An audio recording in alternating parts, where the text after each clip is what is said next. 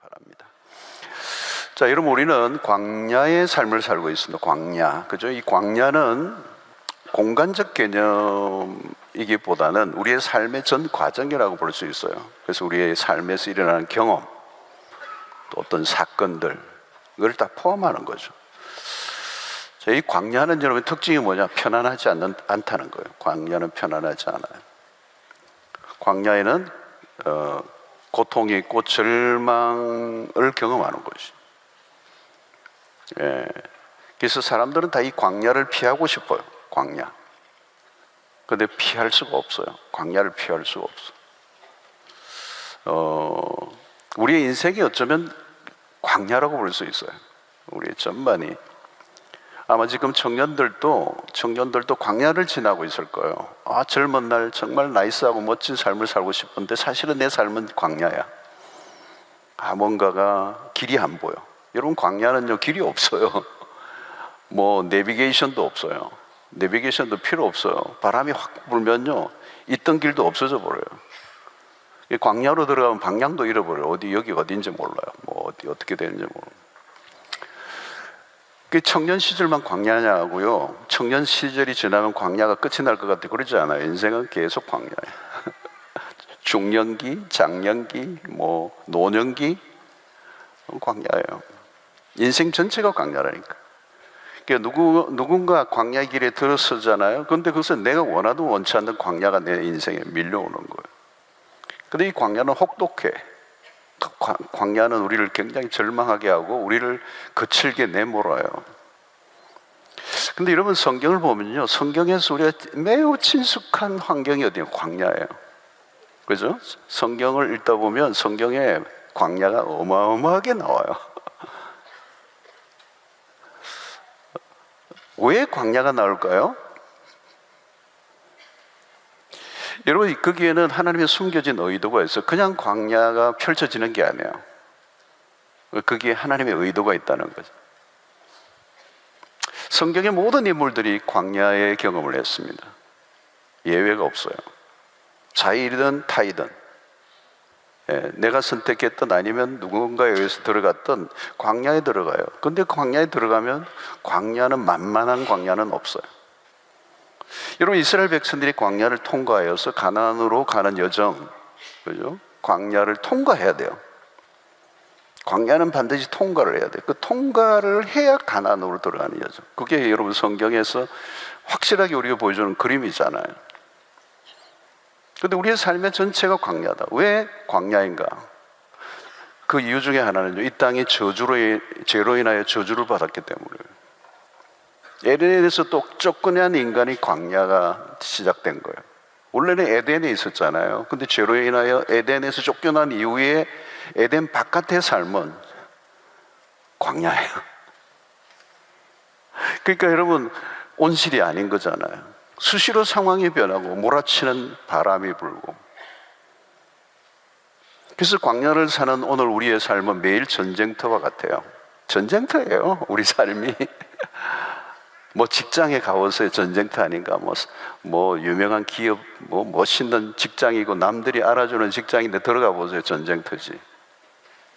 그럼 중소기업은 안전 전쟁터인가? 뭐 사장님하고 나하고만 있는 그 관계는 전쟁터는 아닐까요? 다 전쟁터예요. 혼자 그러면 사장님이 되면 전쟁터 아닐까요? 매일 집세 내야 되고, 여러분, 전쟁터예요. 지금도 여러분, 뭐 조그마한 스몰 비즈니스 하다가 지금 오신 분, 아유, 목사님, 전쟁터입니다. 경기는 왔다 갔다 하죠. 여러분, 이 가시들물과 엉겅퀴로 가득한 세상, 그러니까 남자가 땀을 흘려야 먹고 살 수 있는 세상, 노력한 것에 비해서 얻는 결과는 너무 초라한 거죠. 그죠? 늘 결핍에 시달리는 거, 그게 광야예요. 무엇을 해도 만족할 수 없는 거. 그래서 여러분, 이 세상에서는 탄식과 신음소리로 가득한 겁니다. 여러분, 우리가 예수를 믿어도 여전히 광야예요. 예수를 믿으면 광야에서 벗어나냐? 그렇지 않아요. 예수를 믿어도 여전히 이 세상은 광야예요.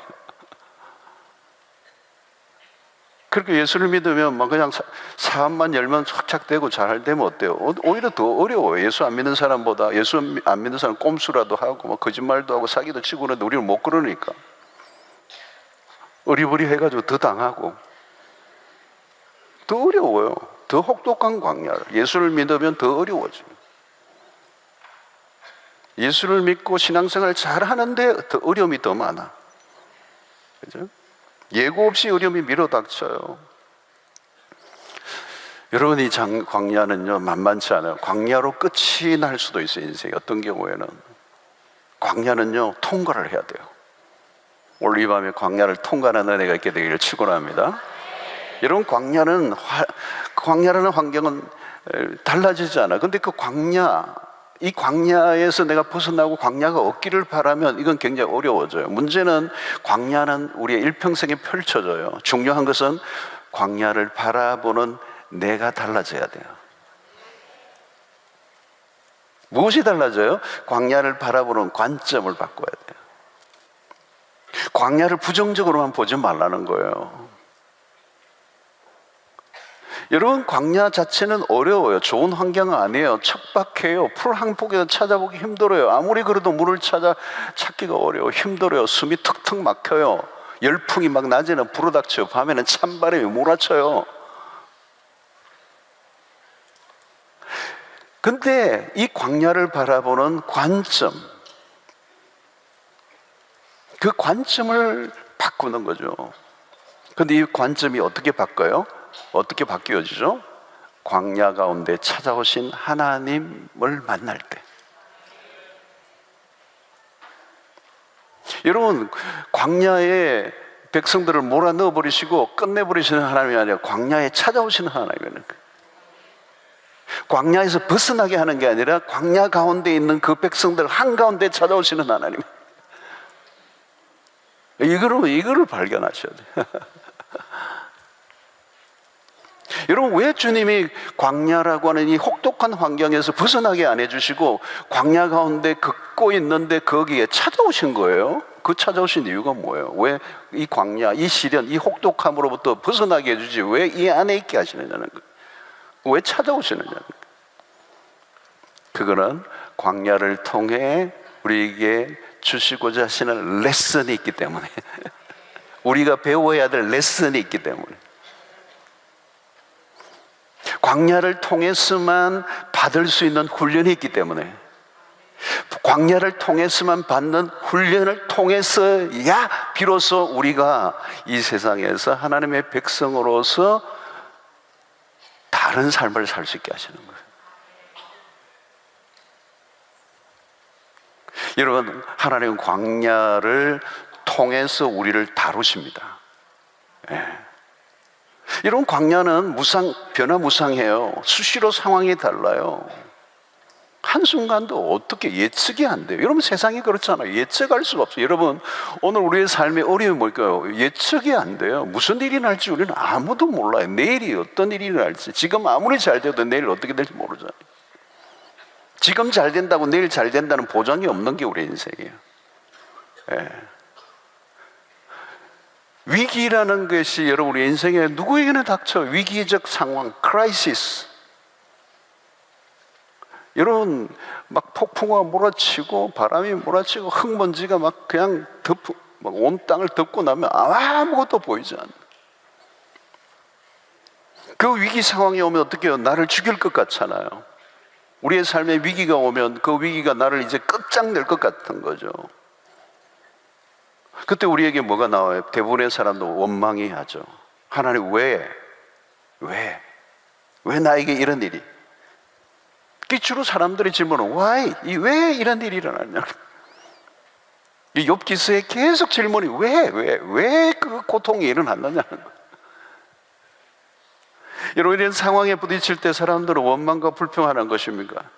여러분, 원망과 불평에 빠지지 않으려고 하면 어떻게 돼요? 하나님의 관점에서 보는 훈련을 해야 되는 거예요. 자, 오늘 2절을 보십시오. 내 하나님 여호와께서 이 40년 동안에 내게 광야의 길을 걷게 하신 것은, 그러니까 광야의 길을 누가 걷게 하셨다는 거예요? 하나님이 의도적으로 걷게 하셨다는 거예요. 하나님 우리를 광야로 이끄십니다. 왜 하나님이 광야로 이끄시는 것입니까? 하나님이 광야로 나를 이끄신 이유와 목적이 있어요. 그것을 발견해야 된다는 거예요.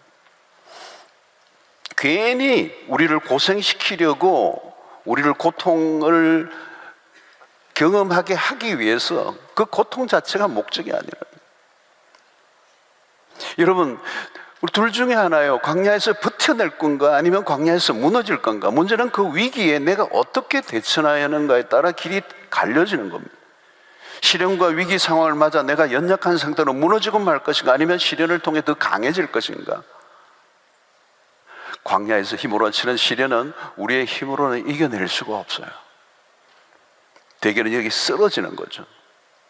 여러분, 인간은 강해 보여도 한없이 약한 존재입니다. 광야 가운데서 인간은 자랑할 게 없어요. 철저히 자신의 연약함을 발견하게 됩니다. 내 힘으로 이겨내려고 하다가는 큰 코 다치죠. 우리가 할 일은 빨리 하나님의 의도를 발견하고 하나님의 그 숨겨진 계획과 의도를 알아내는 것. 그러려고 하면 우리는 하나님의 음성에 귀를 기울여야 돼요. 하나님이 무엇을 깨닫게 하시려고 하시는지에 초점을 맞춰야 돼요.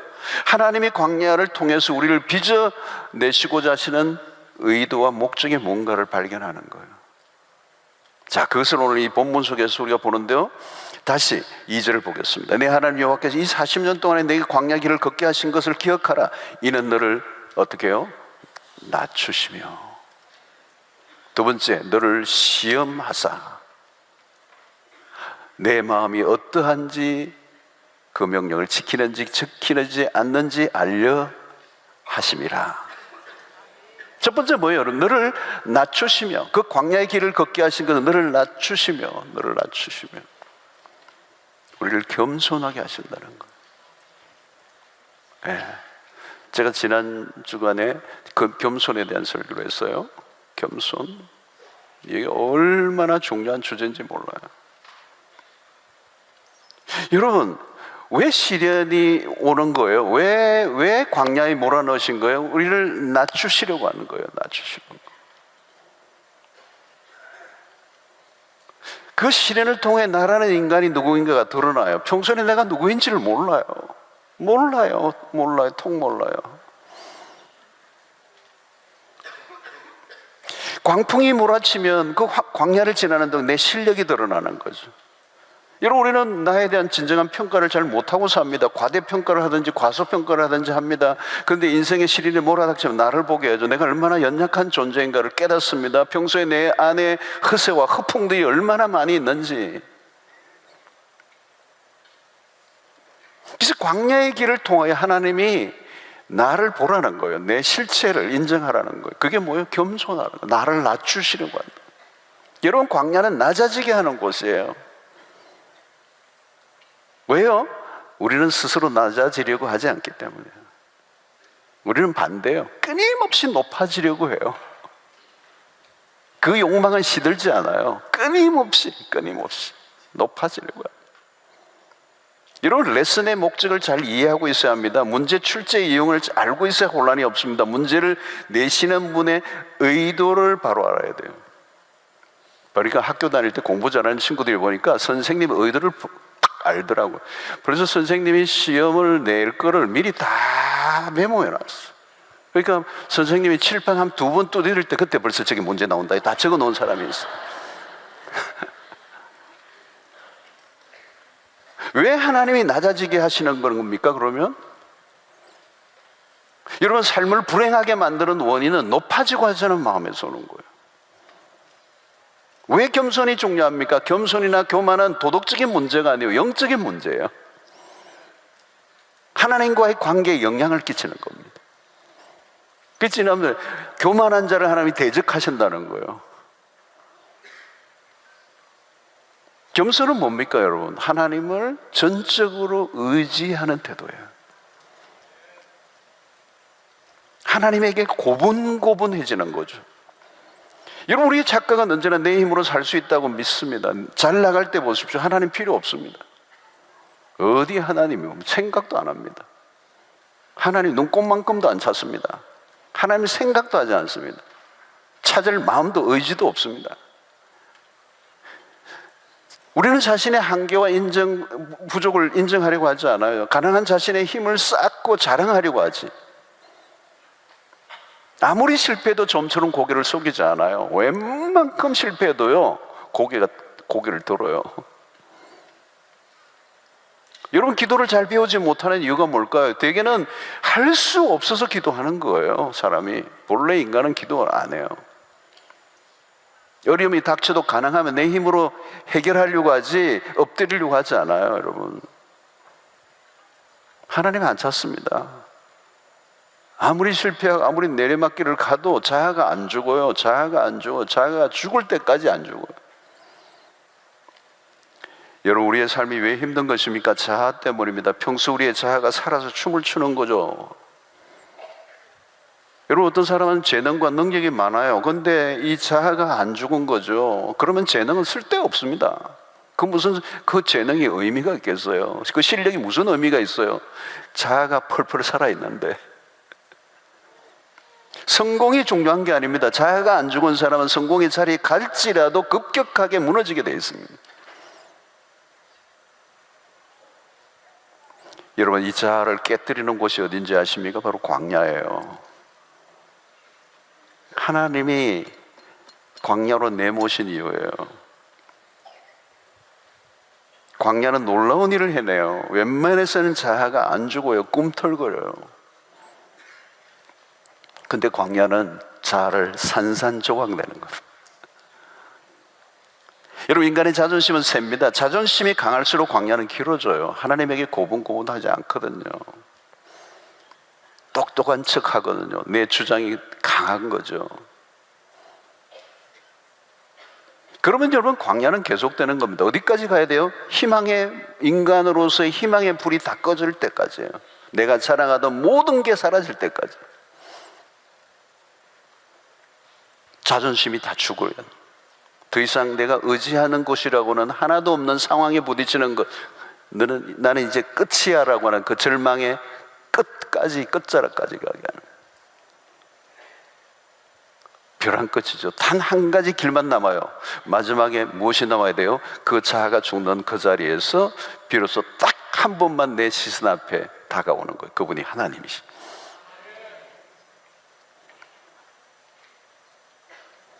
그래서 여러분, 자아에서 하나님에게로 옮기는 이 과정이, 광야는 그 자아 중심의 삶이 하나님 중심으로 이동하는데, 이게 광야가 필요한 거.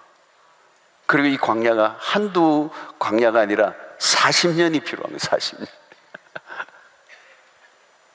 1년만 하면 되겠는데 이스라엘 백성들은 40년 동안, 근데 40년 동안 실패했어요. 이스라엘 백성. 뭔지 여러분들 이해가 됐어요? 여러분? 안 낮아지는 거예요. 하나님은 낮추시려고 하는데 안 낮아지는 거예요. 죽어도 고개를 드는 거예요. 뻣뻣한 거예요. 내 자랑이 있는 거죠. 내 자아에 뭔가를 의지하고 있는 거죠. 여러분, 광야의 길에서 하나님이 인도하시는 최종 목적지는 어딘지 아세요? 하나님이에요. 광야에서 하나님 한 분만 보이게 하시는 거예요. 광야에서 붙들 게 아무것도 없어요. 의지할 게 아무것도 없어요. 흙개비가 보이죠? 신기루가 보이고, 단 한 분만이 소망이시다는 거죠. 이 교만함이 하나님을 대적하는 거거든요.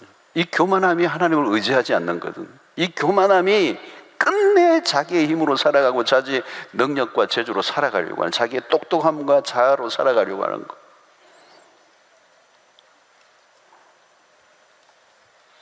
근데 그 광야를 통과하면서 내 자아가 죽은 그 자리에 하나님이 찾아오시고, 하나님만이 소망이시고 하나님 한 분만으로 충분합니다. 근데 그것을 깨닫는 과정이 쉽지 않다는 거예요. 저는 오늘 이 밤에 여러분들 이것을 깨닫고 붙잡고 돌아가게 되기를 축원합니다. 이거 어마어마한 얘기예요. 여러분, 어마어마한 얘기예요. 이게 진짜 피부 뼛속까지 지금 깨달아지는 분은 오늘 수지 맞았어요. 수지 맞은 거예요. 하나님 한 번만 의지하고 찾도록 하는데 오랜 시간이 걸려요. 내 마음이 낮아지지 않는 거예요. 여러분, 광야의 숲을 받기 전에는 아무리 하나님이 찾아오셔도 알아보지를 못해요. 광야에 찾아오신 하나님을 알아보지 못해요. 내가 내 힘으로 버텨내려고 하고, 내 힘으로 살아내려고 하고, 내 힘으로 깃대를 꽂고 있는 거죠. 여러분, 광야에서 하나님만 보이면 이제 광야의 끝 지점이에요. 하나님만 보이면 되는 겁니다. 하나님 대신에 여전히 어렴풋이 내 시야에 들어오는 다른 것들이 있으면 안 돼요. 하나님만 눈에 가득 차 보이면 사실 그곳이 광야든 아니든 상관없어요. 여러분, 우리가 세상에 사는 동안에 하나님은 잘 보이지 않아요. 하나님은 눈에 보이는 분이 아닙니다. 특히 교만한 사람에게는 하나님이 보이지 않습니다. 여러분, 우리가 얼마나 교만한 존재인지 몰라요. 그냥 그 교만이요, 머리부터 발끝까지 꽉 차 있어요. 막 뺐는데도 또 있어요. 막 또 올라오고 또 올라오고 또 올라오고. 여러분, 우리는 유물론적 세상에 살잖아요. 손에 잡히고 눈에 보이는 것만 존재한다고 믿어요, 사람들이. 눈에 안 보이면 없어요. 하나님 안 보이는 거거든요. 말씀이 반복해 주나 그러잖아요. 부지런히 일하고 먹고 사는 것만 전부로 아는, 믿음으로 산다고 하지만 어느 한순간에 눈에 보이는 것을 의지하는 우리의 삶. 여러분, 광야 수업을 받고 나면 달라져요. 이전에는 코너에 몰리고 몰려야 결국 하나님을 찾아서, 그러나 광야를 했은 이유는 달라요. 언제나 하나님을 찾는 것. 하나님 없이는 단 한순간도 살 수 없습니다. 하나님과의 바른 관계를 맺으며 살아가는 거예요. 일상 속에서 하나님의 임재를 느끼고 하나님과 동행의 삶을 살아가는 거예요. 복이란 뭘까요, 여러분? 복은, 성경의 복은요, 하나님과의 바른 관계를 맺는 거예요. 그 모든 복은 하나님과의 관계로부터 흘러나오는 거잖아요. 하나님은 너무도 선명하게 살아계시고 우리와 함께 하시는 그분이 오늘 광야에 찾아오셔서 당신의 백성들과 함께 하기를 원하시는데, 그 백성의 마음이 교만하여 그 하나님을 인정하지 않는, 이스라엘은 끊임없이 그 하나님을 인정하지 않으려고 하잖아요. 그래서 광야를 더 내몰리는. 그 다음에 뭐예요? 광야를 통해 하나님은 우리를 연단시키시는 거죠. 2절에 보니까 이는 너를 낮추시며 너를 시험하사. 그죠? 여러분, 광야는 시험의 자리입니다. 너를 시험하사. 광야에서 온갖 종류의 테스트를 받아요. 여러분, 테스트를 해봐야 검증이 됩니다. 검증이 안 되면 알 수 없어요. 물건도, 그죠? 뭐 자동차도 시판되기 전에 테스트를 하잖아요. 그죠? 이게 실제적으로 제대로 돌아가고 있는지, 모든 기계들, 모든 상품들 심사 기준을, 값비싼 것일수록 엄격한 심사 기준을 통과해야 되는 거죠. 어떤 것은 국제적인 공인을 받아야 되는 거예요. 그죠? 시험을 하는 거죠. 테스트를 하는 거예요. 최근에 보니까 도자기를 만드시는 아주 장인을 만났는데, 그분은 그 도자기 그 가마에 그 1200도로 구워내는 거예요. 1200도로 구워내는데 엄청나게 뜨거운 불에서 그냥 그 온도에서 견뎌내야 작품이 되는 거예요. 그렇게 테스트를 한 거잖아요, 여러분. 엄청난 불을 통과한 거예요. 그러면서 작품이 만들어지는 거예요. 여러분, 어려운 환경이 펼쳐질 때 인간의 진면목이 나오잖아요. 평안할 때는 잘 몰라요. 여러분, 교회도 마찬가지. 평안할 때는 우리가 몰라요. 혹독한 어려움을 통과해보고 난 1세기의 교회는 여러분 다른 거잖아요, 여러분. 불가마 속에 들어갔다 나온 거거든요. 내 신앙이 불가마 속에 갔다 나와 봤느냐는 거예요, 여러분. 불가마 속에 안 갔다 나오면 내 신앙은 지금 잘 몰라요. 깨질지, 시린이 오면 어떻게 무너질지 알 수가 없어요, 여러분. 혹독한 어려움이 와봐요. 본색이 나타났잖아요, 여러분. 광야에서 이스라엘 백성들.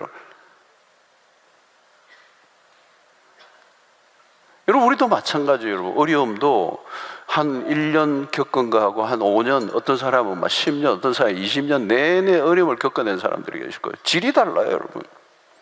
여러분 한 끼 굶은 것 정도로는 우리 품위를 유지하죠. 여러분 한 3일 굶어보세요. 품위가 약간 깨져요. 그리고 한 일주일 굶어보세요. 막 인간성이 막 드러날걸요? 날카로워지고 막 소리를 지르고 분노를 하고 막 내 거다 그러고 막 그럴 거 아니에요. 여러분 이스라엘 백성들이 실패한 거예요, 결국. 그런데 예수님이 광야에서 마귀의 시험을 당하셨잖아요. 40일 굶주리셨어요. 상상이 안 됩니다. 그 정도면 죽음의 경계선에 놓여 있는 겁니다. 육체를 입고 계신 예수님, 우리와 같은 몸을 입고 계신 분, 40일 금식이잖아요, 여러분. 그게 마귀가 절묘한 순간에 찾아와서 시험을 겁니다. 이 돌들이 떡이 되게 하라는 거예요. 여러분 광야에 살아가는 우리에게도 절묘한 시험이 와요, 여러분. 내가 한순간 눈만 감으면 돈이 들어온다는 거잖아요. 지금 생활이 너무 어려워. 아이들 교육비 만만치 않아. 은행에 빚도 갚아야 돼. 집도 지금 다 담보야. 경제에 좀 막 사반 잘 안 돼. 근데 절호의 기회가 왔어.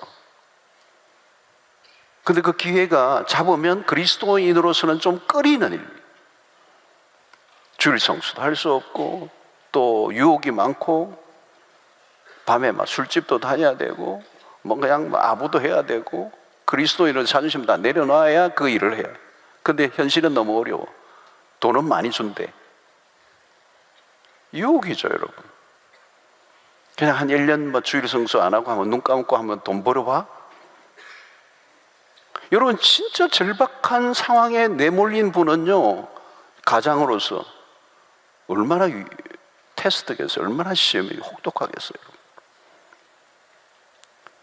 여러분, 광야는 유혹이 넘치는 곳입니다. 우리가 사는 세상은 유혹으로 넘치고 있어요. 매일 마귀가 공격합니다. 그럴듯한 논리를 가지고 찾아옵니다. 너에게 지금 필요한 게 이거 아니냐고. 너 뭐 다른 눈치를 보냐고. 취하라고, 가지라고, 너가 해라고. 여러분, 시험이 한두 가지 아니잖아요. 각종 시험. 여러분, 다윗은 광야로 피신해 다닐 때 시험을 받습니다. 사울을 죽일 기회가 왔어요. 하나님이 주신 기회라고 부하들이 부추겼습니다. 헷갈려요. 하나님의 뜻인지 내 욕심인지 구하기 힘들 때가 있어요. 여러분, 이 테스트도요, 들어가면요, 굉장히 센시티브해요.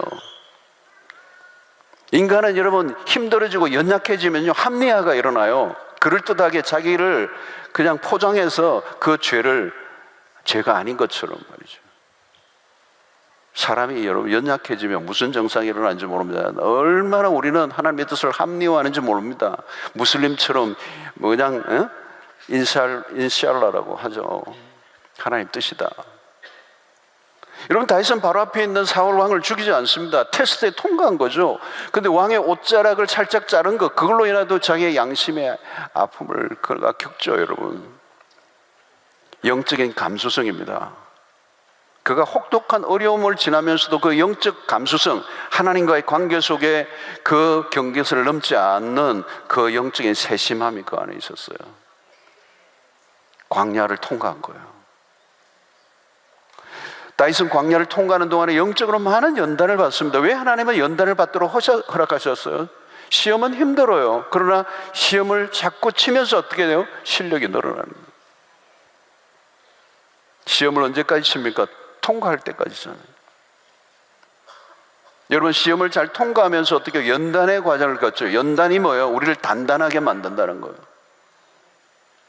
다윗은 많은 연단을 받습니다. 연단을 거친 후 마침내 이스라엘의 왕이 되죠. 여러분, 그냥 왕이 되면요, 금방 무너집니다. 이스라엘의 남북에 수없는 열조의 왕들이 그냥 얼마 못해서 날아가 버리잖아요. 연단을 거쳐야 비로소 리더가 탄생하는 겁니다. 연단을 거치지 않으면 아직 길들여지지 않은 야생마예요. 아직 인간이 안 됐어, 덜 됐어. 근데 어떻게 왕이 돼? 어떻게 리더가 돼요? 아무나 리더가 될 수가 없습니다. 여러분, 모세를 보십시오. 광야의 연단을 거쳤습니다. 욥을 보십시오. 그 혹독한 고통을 견뎌내 통과하고, 그죠?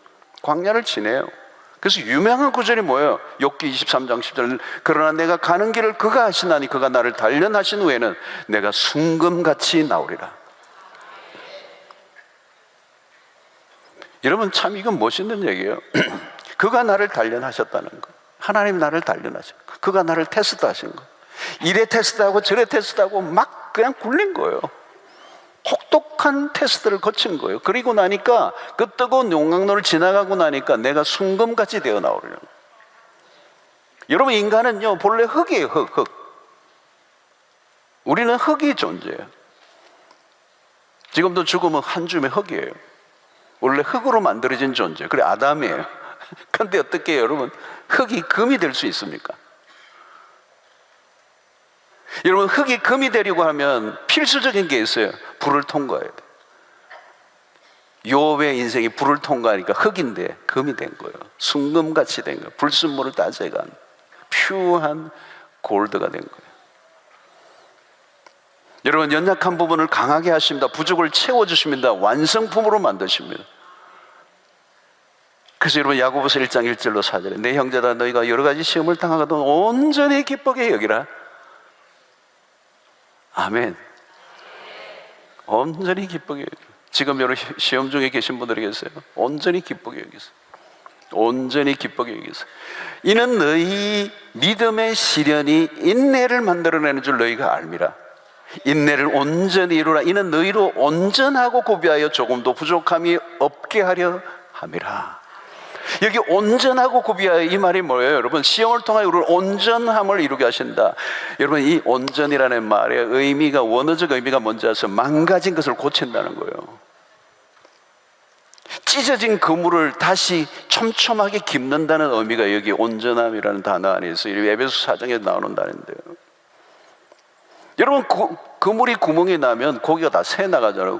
구멍이 뚫린 그물로 고기를 아무리 잡아보면 뭐예요? 다 나가버리는 거잖아요. 그러니까 어부들이 시간만 나면 뭐예요? 그물을 깁는 일을 하는 거예요.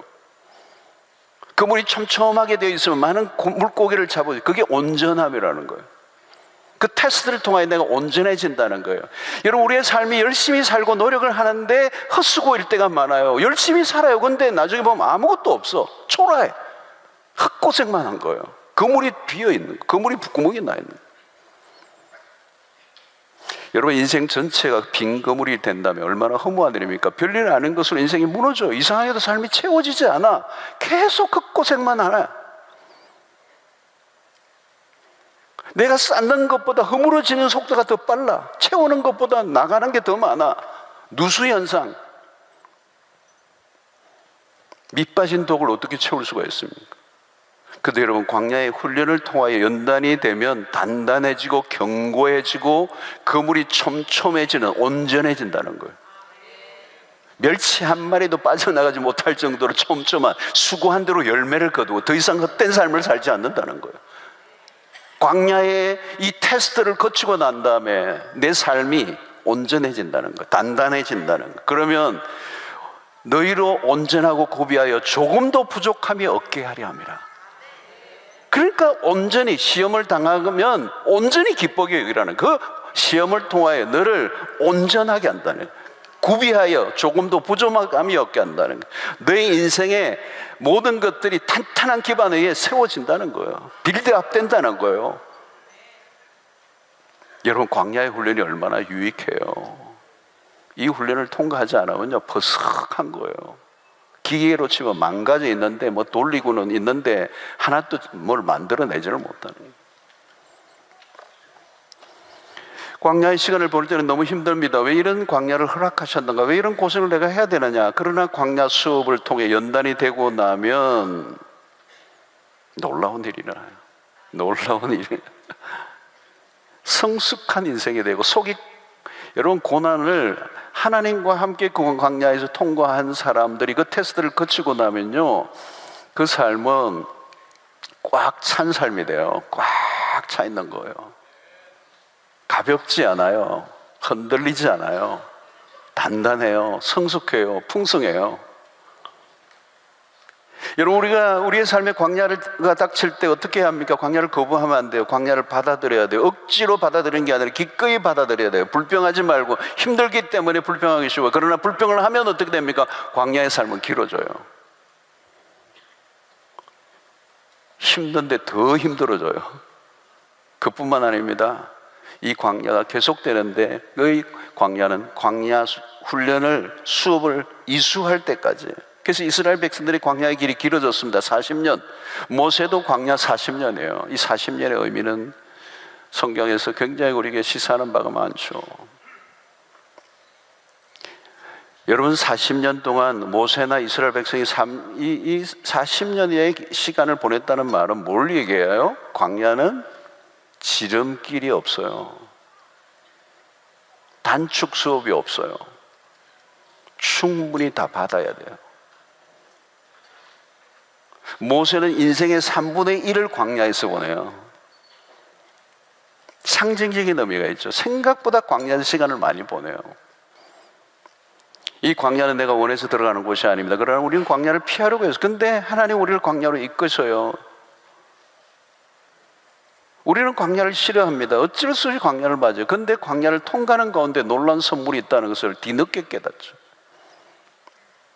여러분, 광야는 척박한 곳만 아니에요. 광야 안에 아름다운 비경들이 있어요. 무엇보다도 광야의 시간을 통해 주어진 은혜가 너무 커요. 만약 광야가 없었더라면 그것이야말로 끔찍한 일이에요. 여러분, 광야를 통해 배운 것들이 얼마나 많은지. 신앙의 노정에 가장 많은 깨달음은 광야를 통해서.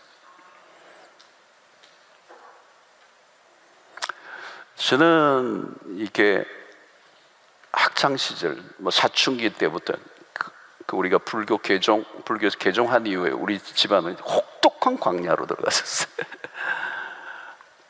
휘몰아치는 광야 안으로 들어갔어요.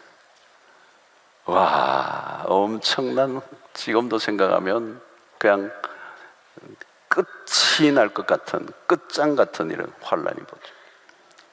개종을 한 이후에 계속 어려움이 왔습니다. 지금 생각하면 그것이 없었더라면, 그 광야에 그냥 다 끝날 것 같은 그 상황 속에서 하나님이 건져내시고, 하나님의 은혜를 베푸시고, 하나님 우리를 낮추시고, 하나님이 연단시키시고, 너무 배운 게 많아. 가장 많은 깨달음을 그때, 가장 많은 은혜를 그때 받았고, 그랬으니까 여러분, 고등학생이 일주일 금식하러 무축산에 가지. 방학 때 일주일 금식, 고등학교 때. 한 4일 한번 굶어봐요. 일주일, 이게 만만치 않아요. 만만치 않아요. 금식 이후에 이거 더 어려워요. 금식하고 난 뒤에 일주일 금식하면요, 일주일 굉장히 힘들어요. 위험해요. 그 먹는 것의 유혹이 크기 때문에 굉장히. 그 여러분, 제가 코코넛 버터 그 비스켓 얘기했잖아요. 그때 금식할 때 앞에 집으로 시외버섯 김해 생림에서 타고 오는데 앞에 딱 그 앞에 어떤 애가 그 코코넛 비스켓을 먹는데 얼마나 맛있게, 그 코코넛 비스켓의 그 고소함과 그 바삭거림과, 그리고 거기에 설탕이 톡톡톡톡 이렇게 있는데 아작아작 먹는데, 와, 진짜 이 비스켓이, 세상의 모든 것들이 다 비스켓처럼 보이고 말이죠. 마귀가 그러니까 옆에 있는 게 이게 시트도 비스켓이 될지어다 이렇게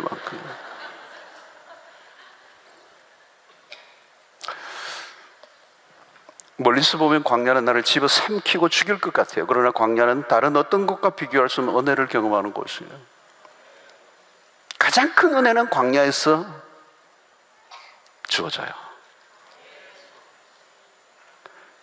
성경 공부 시간에서도 은혜가 있죠. 그런데 가장 큰 은혜는 광야에서 받아요.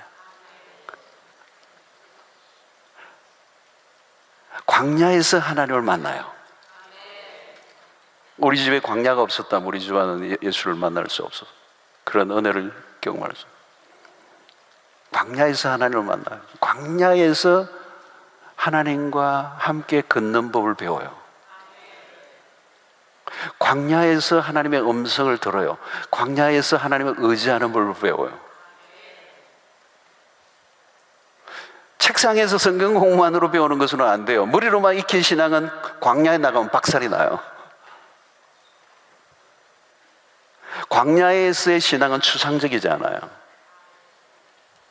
여러분, 우리의 신앙이 얼마나 추상적인지 몰라요. 광야에서는 추상이 아니에요. 그건 현실이에요. 리얼. 구체적으로 하나님을 경험하는 겁니다. 머리로가 아니에요. 온몸으로 뼛속까지 그분의 임재를 경험하고, 아니 그분이 아니고는 한순간도 살아갈 수 없는 절박함, 그 벼랑 끝에서 만난 하나님은 전혀 다른 하나님. 자, 어떻게 광야 훈련을 잘 받을 수 있을까? 자, 3절 보십시오. 너를 낮추시며 너를 줄이게 하시며 또 너도 알지 못하며 내 조상들도 알지 못하던 만나를 내게 먹이신 것은 사람이 떡으로만 사는 것이 아니요 여호와 입에서 나오는 모든 말씀으로 사는 줄을 내가 알게 하려 하심이니라. 사람들은 광야에 떡이 필요하다고 생각해요. 그러나 아니에요. 하나님의 말씀이 필요하다는 거예요.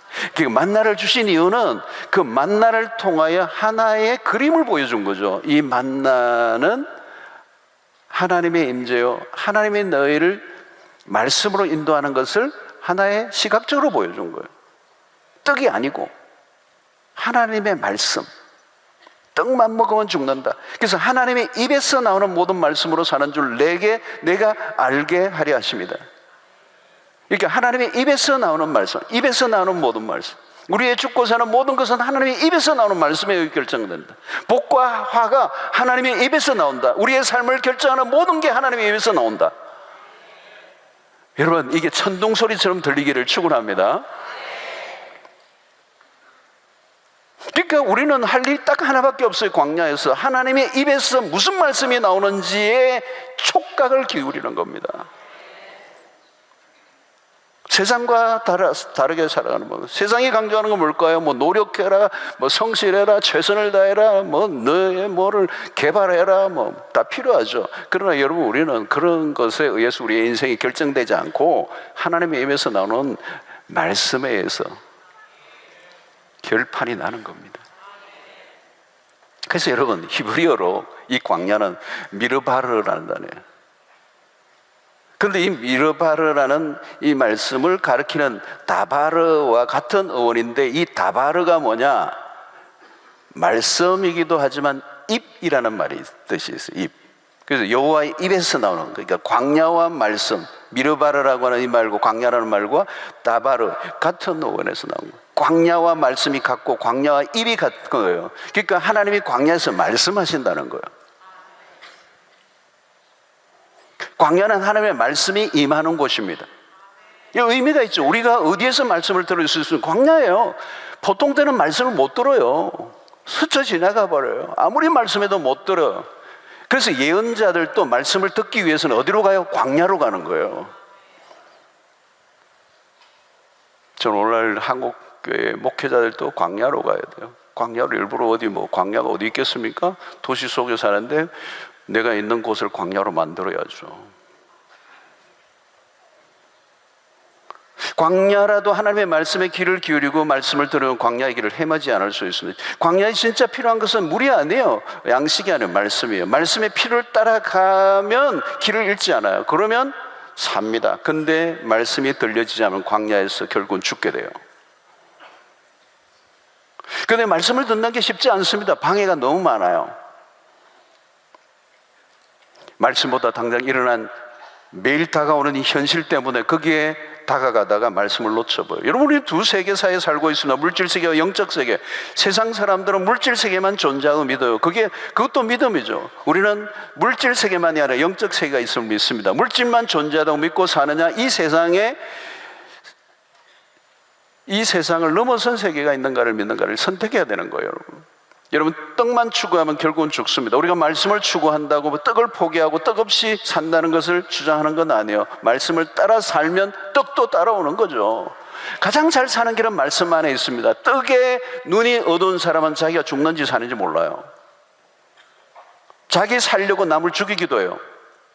남을 죽이면 결국 자신도 죽는다는 걸 몰라요. 말씀이 없으니까, 떡만 보니까. 떡만 보면요, 사람이 잔인해져요.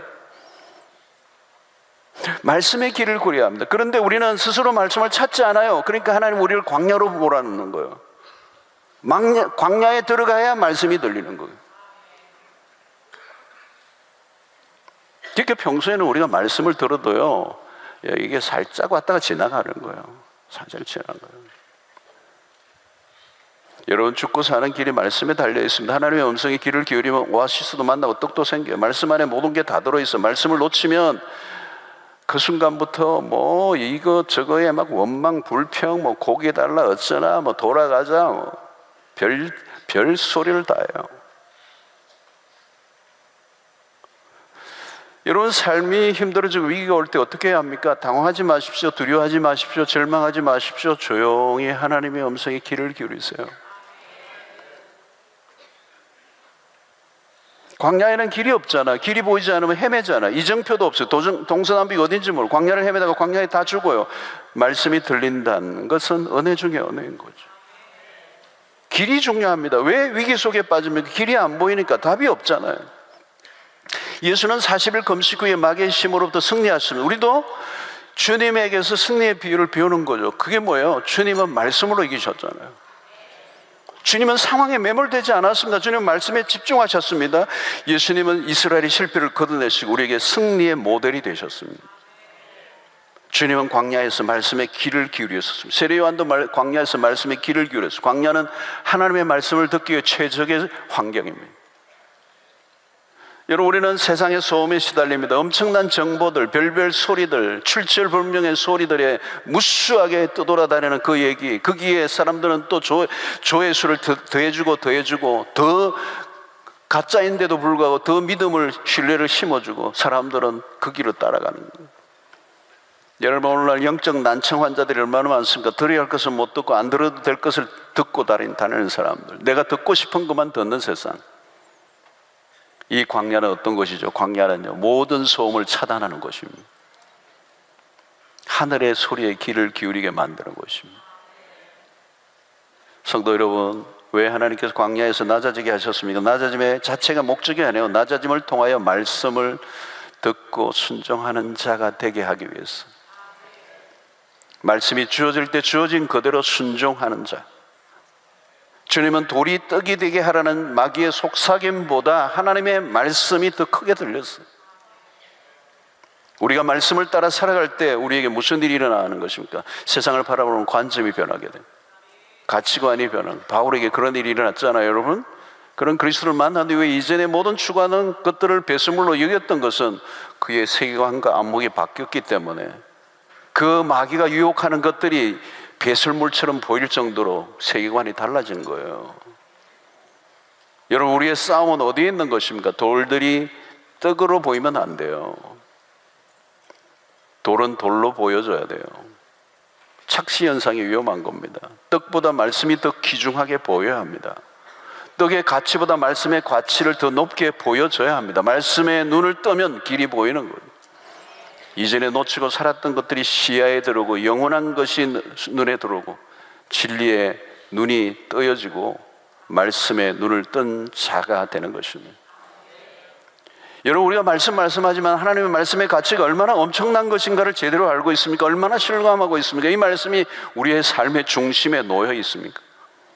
모든 걸 포기해서라도 하나님의 말씀을 붙잡고 살아가고자 하는 믿음을 가지고 있습니까? 여러분, 그 훈련까지 가셔야 돼요. 그래야 하나님이 광야를 통과하게 하시는 거예요. 여러분, 우리가 살아가는 세상은 결코 만만하지 않습니다. 광야는 언제나 우리의 일상에 마주치는 환경, 결코 녹록지 않는 우리의 삶. 그러나 마귀는 언제나 그 광야에서도 우리 주변을 배회하며 기회를 노립니다. 그러나 여러분, 두려워하지 마십시오. 하나님의 말씀을 붙잡고 살면 충분히 이기고도 남을 줄로 믿습니다. 우리의 삶의 안정감은 어디로부터 오는 것입니까? 은행 잔고입니까? 부동산입니까? 인맥입니까? 무엇입니까, 여러분? 하나님의 말씀을 붙들고 사는 삶이 최고의 안정감이 될 것입니다. 우리를 계속 헷갈리게 하는 거짓된 가르침들, 그 가르침들이 뭘까요, 여러분? 이 세상에서 우리가 열심히 살면 된다고요? 아니에요, 여러분. 광야를, 하나님이 허락하신 광야를 기꺼이 받아들이십시오. 수욕을 잘 받으십시오. 거부하지 마십시오. 다윗은 그의 삶 가운데 어려움이 많이 만났습니다. 그때마다 그는 광야를 향해 갑니다. 왜? 그 광야 가운데서 하나님을 그가 만났기 때문에. 그는 광야에서 훈련돼요. 그 광야 가운데서 나를 보호하시고 인도하시고 살려주시고 일으켜주시는 하나님을 그가 만났기 때문에. 광야에서 만난 하나님, 인생의 밑바닥에서 만난 하나님, 그 광야의 은혜가 넘치는 것을 경험했기 때문에 그는 이스라엘의 탁월한 왕으로 하나님 앞에 쓰임받게 된 것이죠. 성도 여러분, 광야에서 만난 하나님과의 관계는 뜨거워요. 뜨거워. 광야는 은총의 시간이고 장소고, 그 광야는 하나님에게만 초점을 맞추게 하시고, 그 광야는 하나님과 독대하게 하시고, 그 광야 속에 하나님이 전부라고 고백할 수 있게 만드는 단계까지 우리를 이끌어내시는 하나님. 그래서 그 하나님 한 분만으로 충분하고, 하나님만을 바라보고 하나님 한 분만 계셔도 나는 충분합니다라고 하는 이 믿음의 고백이 나오면, 이제는 광야는 더 이상 광야에 있던 광야 바깥 나갔던 의미가 없는 것이, 승리하는 인생이 되는 것이. 그리고 하나님의 백성으로서 빚어진 하나님의 사람으로 세상 속에 또 다른 풍파와 환난과 시련이 밀려닥쳐도 요동치 않는, 그래서 하나님의 하나님 되심을 세상에 드러내고, 이 광야 같은 세상 속에서 주님과 함께 동행하며 그 광야 속에 신비로운 것들을 경험하고 기이한 것들을 경험하고 하나님의 위대하신 성길 속에 그 광야를 천국처럼 경험하는, 주님과 함께 날아오르는, 비상하는 은혜가 있게 되기를 축원합니다.